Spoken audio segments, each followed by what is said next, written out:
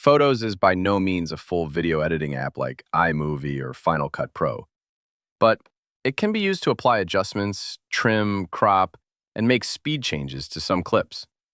When we jump into edit mode for this video, we have our full selection of color adjustments in the sidebar.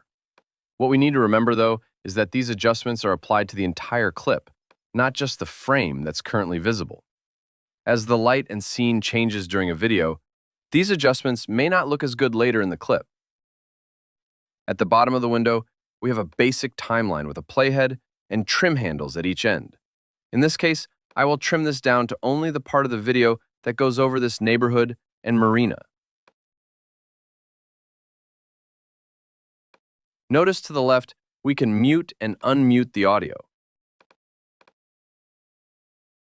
Click Done, and we have the option to save the video. This will overwrite the original file, leaving only this edited version in the library. Or we can save the edited video as a new clip in the library. I'm going to save this as a new clip. The two clips can now be edited or have adjustments applied individually. In this next clip, we have a couple of bears grazing in a meadow.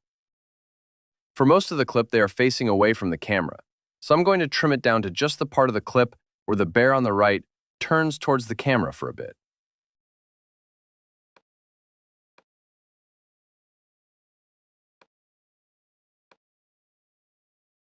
Notice over on the right that this was recorded on an iPhone at 60 frames per second.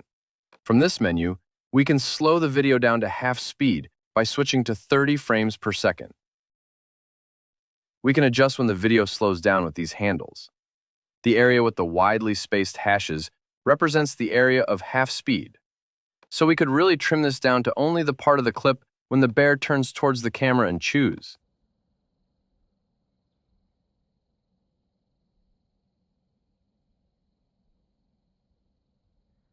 Then save that new clip.